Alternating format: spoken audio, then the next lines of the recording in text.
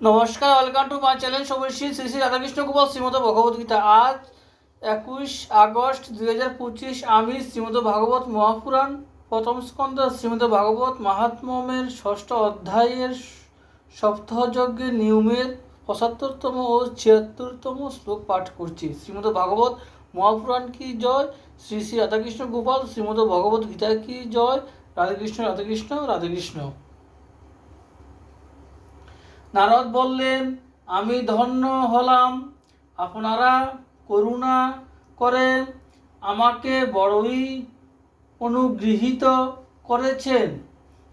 আজ আমি সর্বপাপহারী ভগবান শ্রীহরিকে লাভ করলাম।